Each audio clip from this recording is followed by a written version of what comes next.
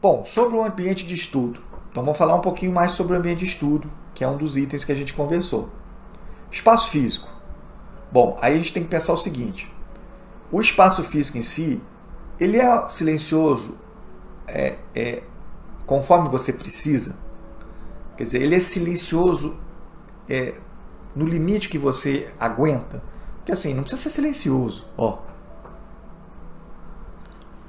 Mas às vezes você, uma TVzinha ali, ou um barulhinho ali, para você não se incomoda, então não tem problema. Tudo depende da sua concentração, tá? O silêncio depende da sua concentração. Se você consegue se concentrar sem isso, sem um silêncio completo, ótimo. Né? Tem gente que põe um headphone acolchoadinho aqui, só isso aqui já ajuda a bloquear o barulho excessivo. Tá? Ou põe um algodãozinho no ouvido. Tem gente que usa aquele. Já usou um que é para piscina, para água, você de nadador, que você coloca aqui, você aperta aqui? Também serve. Ele é bem legal também. Não incomoda, é uma borrachinha, é como se fosse um colchãozinho, assim. Bem legal. Então, vamos lá. É silencioso, passa muita gente assim em volta, tem iluminação, dá para você estudar no trabalho ou numa biblioteca. Então, assim, como é que você consegue otimizar o seu tempo para que você tenha mais tempo? Né? Então, por exemplo, às vezes no horário que você sai do trabalho, o horário de rush é tão forte de trânsito que vale a pena você estudar, sei lá, 2 horas no trabalho, para quando você voltar para casa o trânsito está mais fluido, você chega mais rápido. Então você otimiza, né? E logicamente faz diferença o seu espaço físico nisso, né? Aí tem aqui o próximo: móveis, mesa e cadeira. Como é que está o seu conforto? Você está confortável na cadeira que você está usando? Você tem um encostinho aqui, tranquilo? Não pode ser um conforto a ponto de você dormir, tá? Que não adianta nada. Mas aquele confortinho assim que não vai te dar uma dor nas costas, você está com o braço apoiado, tá? Isso é importante. Na sua mesa, braço apoiado na mesa. Ou aqui na cadeira. Tem cadeira que não tem encosto de braço, então você vai encaixar na mesa. Então você tem que ter esse espaço, você tem que estar confortável, tá? Não está com o pé suspenso no chão, então encosta o pé no chão, tá? Então ajeita a altura da cadeira, se você tiver uma cadeira que possa levantar ou abaixar. Bobagem, tá? Mas são bobagens assim que fazem diferença no seu dia a dia, porque isso é repetitivo. Todo dia você vai sentar no mesmo lugar, estudar da mesma forma. Então, tenha lá a sua aguinha, tenha lá seu material todo em volta, que é o próximo item agora que eu falo de... não, está mais embaixo. Eu chego lá. Vamos lá. Material de estudo. Livros, vídeos, site. Então, volta a repetir. Material confiável. Você vai estudar na internet, pela internet, vai ver vídeo, vai ver um site específico. Eu já recomendei um aqui, que é o que? Concurso, para fazer os exercícios, mas você pode fazer exercício em qualquer outro. Você pode ter cadernos, livros com exercício. Então, assim, você precisa arrumar esse material. Lembre-se de arrumar material confiável, tá? Material de consumo. Então você tem que ter perto de você rascunho, caderno, lápis. Estou falando coisas, né, que acho que você pode estar acostumado, mas tem que estar ali. Você não pode... Se você é um cara que gosta de marcar, que tem um marcador de texto. Então, assim, tenha tudo à mão. Tem que estar aqui no meu ambiente de estudo. Beleza? Computador e tablet. Cara, não é necessário, né? Mas hoje em dia, para mim, é essencial. É engraçado, né? Não é necessário, mas é essencial. Eu estou muito acostumado há muito tempo de fazer meus resumos escritos no computador, no Word. Vou botando lá, vou mostrar isso para vocês como eu faço. Você pode fazer tudo no papel, mas o papel é que se você precisa encaixar alguma coisa a mais, aí começa a colocar uma seta, aí começa a virar uma zona. No computador não, você já vai rearrumando, depois você manda imprimir se você quiser, mas ok. Eu gosto muito de trabalhar com computador, nem tablet eu gosto, tablet eu acho também complicado, mas tenha ele principalmente para fazer os exercícios se for fazer pelo site. Por que eu gosto do site, tá, para fazer os exercícios? Porque lá você consegue organizar por tema. Então você consegue selecionar assim, vou fazer português, gramática, português, ortografia. Aí você vai fazer só de ortografia. Então ele repete só de ortografia. Porque às vezes quando você vai no livro é português, aí vem tudo de português. Aí tem coisa que você nunca estudou. Aí cai coisa lá de morfologia. Você, porra, nem estudei isso aqui ainda, como é que eu vou responder isso? Aí você fica pulando as questões, né? Aí isso aqui eu não vi, isso aqui eu não vi. Aí você fica perdendo tempo. Quando você vai lá, português, ortografia, é ortografia, caramba. Isso faz uma grande diferença para exercitar. Acesse a internet, eu botei aqui, então você tem que analisar se você tem internet. Então, aí você pode acessar as leis, né? Até aqui no texto eu escrevi que, dependendo do caso, você pode pegar a lei atualizada, né? Você vai no Google hoje você acha tudo, né? Então você põe lei número tal de 2017. Ele traz para você já no site do Planalto e é bem legal. Alguma limitação. Isso aqui é importante para saber se você, dentro do seu ambiente, você tem alguma limitação. Eu tenho limitação de horário, só posso estudar aqui até tal hora, que eu estou na biblioteca. Aqui eu não posso fazer barulho, eu não posso usar o computador, eu não posso... Então, assim, você vai aqui, essa área principalmente, é para você escrever quais são os locais que você vai conseguir estudar. São as avaliações que você tem que fazer quando você for estudar. Então, essa limitação aí é registrar se, tal horário eu não posso, porque o meu filho está acordado, só posso a partir de tal hora. E aqui observações ainda se você quiser adicionar algum outro detalhe que você acha importante. Beleza? Isso é sobre o ambiente de estudo. Mais embaixo aqui, a gente está falando sobre o nível de conhecimento sobre as matérias. E assim, eu não tinha como também definir todas as matérias, tá? Eu até fiquei lembrando aqui de algumas, coloquei, né? Português, matemática financeira, raciocínio lógico, inglês, estatística, direito constitucional, administrativo, 812, 8666, administração pública, e aí vai. Tem muita matéria diferente. Eu só coloquei aqui, vocês copiem, colhem e vá mudando aí como vocês acham melhor, tá? E a ideia aqui é você dizer o quê? Se você é bom nesse assunto, se é ótimo, bom, regular, ruim, eu nunca vi. Porque eu nunca vi também ajuda aquela questão que eu falei para vocês. Então procura um curso, um professor falando, que talvez vai facilitar, conforme a didática dele, vai facilitar você ter aquela primeira compreensão. O ser aluno vai ser legal e depois o ser estudante vai estar facilitado, porque você já viu aquela matéria pelo ser aluno. Entendeu? Isso é legal mesmo. Bom, então aqui, essa primeira planilha que eu mostrei para vocês, o objetivo dela é fazer uma autoanálise. A gente demorou bastante falando dessa autoanálise, mas esse planejamento, esse levantamento da autoanálise vai ajudar você a resolver todos os seus problemas, né? Assim, daí é que você vai criar a sua estratégia. Então, preenchi isso tudo aqui, preenchi tudo. O que eu vou fazer agora? Eu vou resolver meus problemas. Então eu vou ver lá se eu tenho questões de ansiedade, se eu não tenho, se eu tenho... não se limite ao que está aqui, tá, gente? Então eu falei aqui de algumas questões de ansiedade, de concentração, mas se você perceber que você tem mais alguma característica que te atrapalhe no estudo, você tem que citar aqui e você tem que achar uma solução para ela. Tá? Definir uma estratégia. Eu vou procurar uma psicóloga ou sei lá, eu vou no médico, às vezes você precisa do médico, ou não mentalmente, eu vou fazer pilates para questão de físico, né? Mas você pode fazer meditação para questão mental, de autocontrole, ou vou começar a fazer academia para questão física também. Quer dizer, essa planilha vai te ajudar a te estimular a pensar. Esse é o objetivo.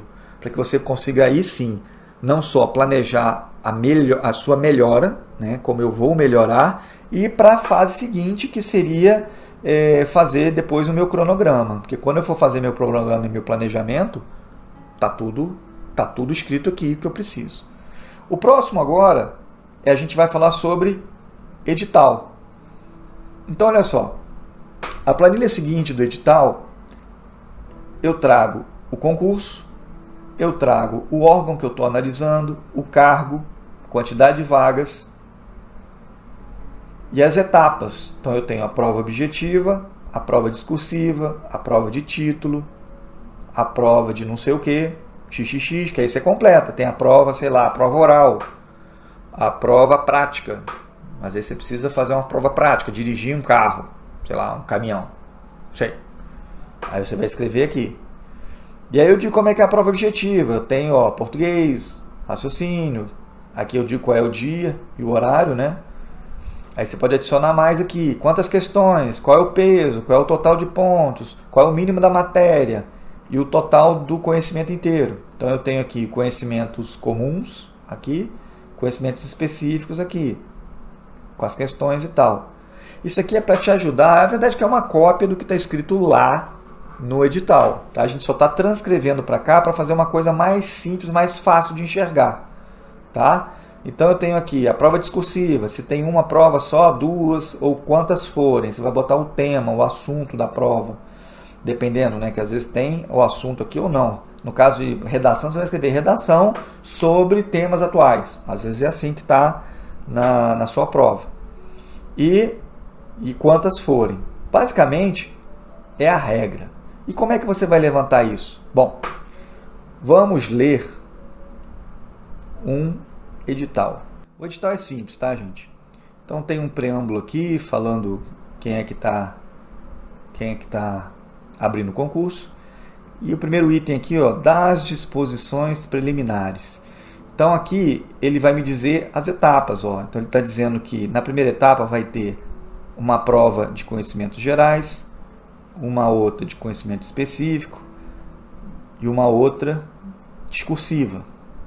Está dizendo que essa primeira tem 100 pontos, a outra tem 150 pontos e a outra 120 pontos. Então, valendo no máximo, que ele é seletivo, eliminatório e classificatório. Então ele vai eliminar com o mínimo e vai classificar, vai botar numa ordem classificatória. A mesma coisa na prova 2 e a mesma coisa na prova 3. Tem que ler, porque pode ser que a discursiva seja só eliminatório. Então a nota dela não classifica. Então não faz diferença na ordem. Você tem que fazer o mínimo somente. Tem que ler para entender. Existe uma segunda etapa que é o curso de formação, que é só eliminatório, tá vendo? Não influencia na posição. Então, são submetidos somente os candidatos habilitados e classificados na primeira etapa, até o limite das vagas. Então, se no caso da minha tinha 24 vagas, eram 22 mais 2 de PDS, se não me engano. Então só iriam chamar aqueles 22 e não mais. E aqui começa a parte da escolaridade e o cargo, né? Então, análise de finanças e controles, escolaridade de curso superior, de nível graduação, então tem que ser graduado, não pode ser técnico, e as matérias. Aqui, contábil, nós estamos falando do cargo, que é a área de conhecimento. Então, contadores, tinha 28 mais 2, 30. Desenvolvimento institucional, 19 mais 1, 20. Econômico financeiro, 166, 9.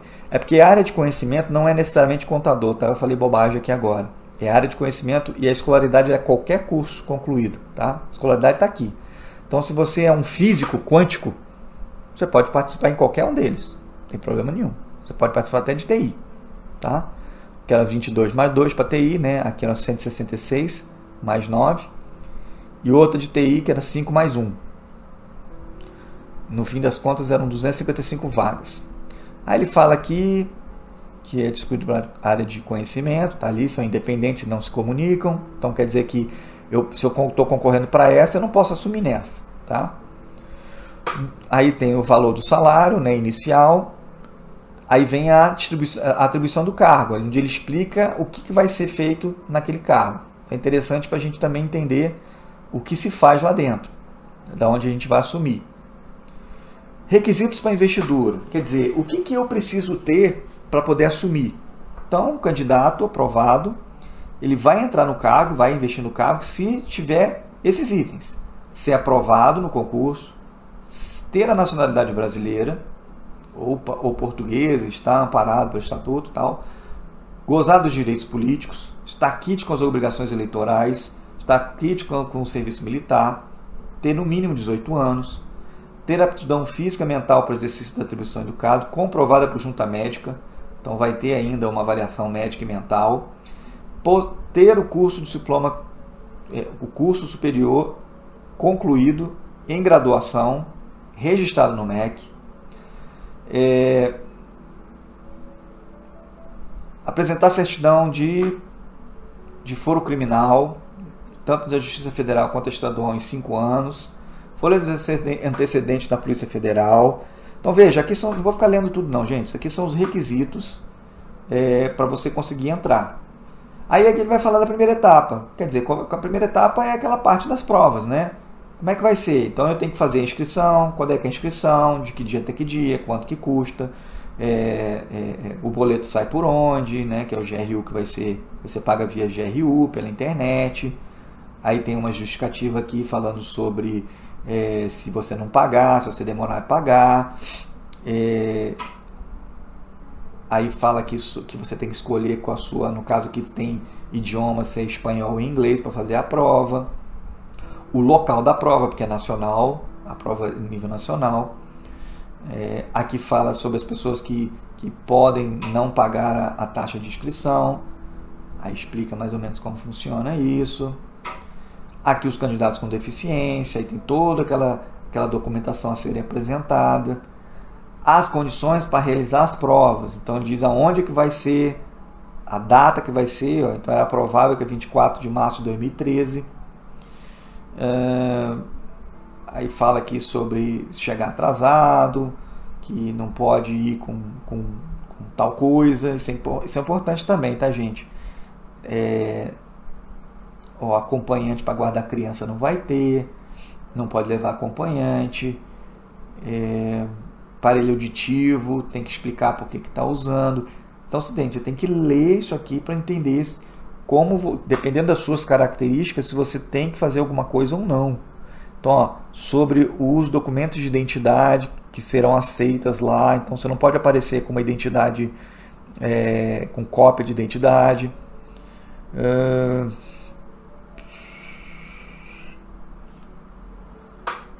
Vamos lá. Aí fala, você não pode usar boné, luva, na máquina, pendrive, notebook, não pode levar nada disso. Levar arma, meu Deus do céu. Ok. Bom, celular aí vai, tá? Vamos continuar. Aí fala aqui sobre levar ou não cartão de prova. Das provas objetivas, aí vem, né? Detalhando quantidade por prova com seu respectivo peso. Tá? Então, nesse caso aqui, português tinha 20 questões com peso 2, diferente da língua espanhola e inglesa, que teria 10 pontos. Então, aqui valeria 40 pontos e aqui valeria 10 pontos. Olha a diferença. Aqui valeria 6 para direito administrativo. Será que vale a pena aprofundar em português? Talvez sim. E aí tem peso 2,5. Aqui são muitas questões, né? Da prova discursiva, então começa a falar da prova discursiva. Cada uma, as pessoas que vão fazer a prova discursiva, que era outro, nesse caso aqui era outro dia, não era o mesmo dia, então teria um dia específico para a convocação para essa prova, não iria todo mundo. E aí fala que na prova discursiva, a disciplina da prova discursiva contábil seria contabilidade geral e de custos. De desenvolvimento institucional seria administração e gestão de pessoas, economia, setor público econômica, e análise de negócio e governança de TI para esse, como segurança, informação e banco de dados para infraestrutura. E vamos lá. E aí aqui explica como vai ser corrigida a prova discursiva. Então, capacidade de argumentação, sequência lógica, alinhamento ao tema. Então isso aqui também é bem interessante a gente entender. Então pode tirar no máximo 8 pontos, 6 pontos, 10 pontos, 6 pontos, 10 pontos. que é o que está escrito aqui em relação à dissertação e à questão. Então lembra, nós temos a dissertação e nós temos a questão. No meu caso aqui, acho que estava explicando que eram 3 questões e uma dissertação. O idioma, bom, aí fala sobre o tipo de erro que pode descontar, né? Erro de forma, gramatical, textual. Vamos lá, vamos embora. Fala sobre o recurso, isso é muito importante, recurso da prova objetiva e da prova discursiva. Tem que entender como é que funciona isso, até quando a gente pode recorrer. E aí o recorrer, eu já antecipo para vocês, uma sugestão minha. Recorram sempre. Recorrer faz parte do jogo. E na questão da prova discursiva ainda mais. Recorrer, você não vai reduzir a sua nota. A sua nota tem a tendência de aumentar. Então recorra. Se a sua redação te deram 6, recorra. Qual foi o erro da redação? Né? Se numa questão onde o cara por exemplo, no meu caso, houve 3 questões discursivas. Se o cara, aí na hora que ele corrigiu, ele me deu meio ponto. Eu falei, não, eu expliquei exatamente como era aquela questão, eu recorri, expliquei exatamente como era a questão e mostrei para ele que a minha resposta tinha a ver com aquilo. E eu ganhei mais ponto. Por quê? Porque eu recorri. Recorra sempre. Te deram um ponto a menos, recorra sempre. O máximo que vai acontecer é o cara não aceitar. Porque o que é interessante é o seguinte, gente. Quem corrige a prova é uma pessoa, principalmente nas discursivas, tá? Quem lê a sua redação é uma pessoa. Quem vai corrigir o recurso é outra. Então, às vezes, a pessoa que leu pode não ter gostado da sua redação por algum motivo, que a pessoa que vai recorrer já considera melhor. E a outra, e a nota que você já recebeu não vai diminuir. Então, você só tem a ganhar. Recorra sempre, tá?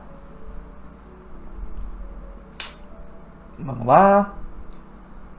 Aí vem a habilitação. Então, ó, aqui vem dizendo, ó, fazer o mínimo de 40%, fazer o mínimo de 60% na objetiva 1 e 2, na discursiva tem que fazer 60%. Então, assim, novamente, lê isso aqui para você entender que posição que você vai ficar, quanto você tem que fazer no mínimo. Lembrando que o mínimo não é satisfatório, você tem que fazer o máximo possível. E aqui vem o curso de formação. Mas curso de formação, vamos passar. Você tem que ler também, tá? Mas vamos passar da aprovação final, da homologação final e da nomeação. Beleza. É isso. Então, com base nessa leitura aqui, é o que vai fazer a gente preencher a nossa planilha.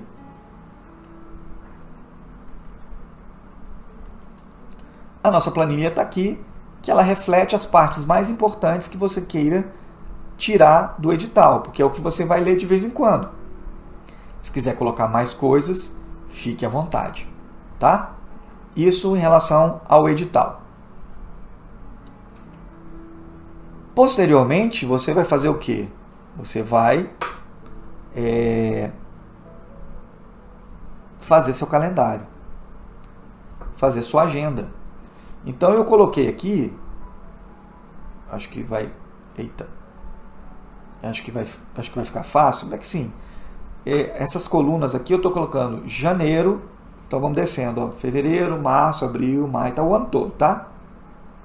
Aqui não é bem para imprimir não, tá, gente? Você pode até imprimir, mas eu não acho legal não. Eu vou imprimir aqui, eu vou botar aqui janeiro e eu coloco meus horários que eu tenho para estudar. Então, de 8 às 11, de 14 às 17, de 21 a 23. Isso eu estou colocando aqui, se eu tivesse o dia inteiro para estudar, tá? Mas aqui você vai colocar, sei lá, de 7 às 8, aqui de meio-dia às 13, aqui de 7 às 10, e você vai colocar a matéria. Então, no dia 1, eu vou botar a matéria A, e a matéria A aqui de novo, exercícios. Matéria B, exercícios. Aqui, no dia 3, é um sábado. Opa, desculpa. Volta. 3. É um sábado. Então, eu faço um resumo e pratico os exercícios. No dia 4, eu faço uma redação. Vamos sempre lembrar que... Eu ainda vou chegar lá, mas eu vou já adiantando aqui. Você deve definir, como eu mostrei para vocês, naquela sequência, naquele plano de estudo. Ser aluno, ser estudante, fixar, exercitar, dormir. Não podemos esquecer da discursiva. Você vai fazer uma prova discursiva, você tem que estudar para discursiva. É redação, então você faz uma redação.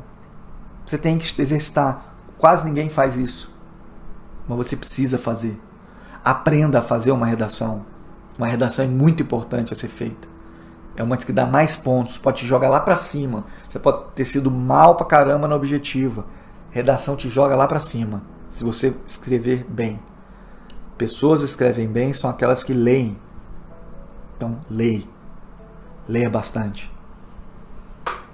Então, dia 5, dia 6 e aí vai. A mesma coisa para tudo. Eu marquei de amarelinho o fim de semana só para diferenciar, porque a gente tem o executar diário, que é aquele durante a semana, e tem o executar fim de semana, que nada mais é do que a gente ler o resumo e praticar exercício. Ler o resumo, praticar exercício. Ah, eu comecei agora. Beleza, você fez exercício toda semana e tal. Você estudou e fez exercício a semana inteira e foi escrevendo um resumo. No sábado você tem um resuminho pequenininho, não tem? Estuda ele e pratica. Na semana seguinte você tem aquele resuminho pequenininho mais da outra semana. Já são 2 semanas. Você estuda tudo. De novo, a primeira semana e a segunda. Na terceira você vai ler a primeira, a segunda e a terceira. Na quarta você vai ler a primeira, a segunda, a terceira e a quarta. Tá vendo que é acumulativo? Aquele resumo vai crescer de uma forma onde vai chegar um dia que você não vai ter nem condição de estudar tudo. Mas provavelmente vai. Porque o resumo ele é para ser resumo. Ele é para ser pequeno. Tá? Então, tem esse costume. Beleza.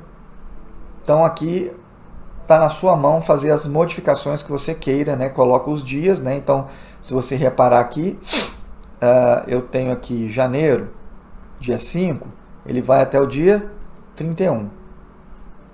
Agora eu não lembro se eu coloquei tudo com 31. Não, aqui eu botei 28, que é fevereiro, aqui é 31 de novo. Não, já botei bonitinho. Tá? O certo aqui é você fazer um planejamento. E aí, logicamente, depende do dia da prova também, né? Então, às vezes não tem dia da prova, né? Então, você pode programar o ano inteiro, se você quiser. Mas quando o concurso já está próximo, já tem data, aí você tem que organizar de uma forma que você já termine ali próximo. Eu sugiro que você sempre use você termine 1 ou 2 semanas antes da prova. Porque você tira aquelas 2 semanas só para ler resumo. Que aí você vai avivar tudo na memória. Tá? Bom, eu coloquei ainda esse cronograma simples aqui, que é praticamente um cronograma da semana. Porque às vezes você já pode programar semanalmente, não a longo prazo. Não gosto muito desse modelo não, porque você tem que ficar planejando toda semana. Mas às vezes, para quem tem uma semana muito turbulenta, prefere que todo domingo você consiga planejar o da semana seguinte. Beleza, aí você pode fazer por aqui, tá bom? Bom, gente, e por fim, lá vem o jato de novo.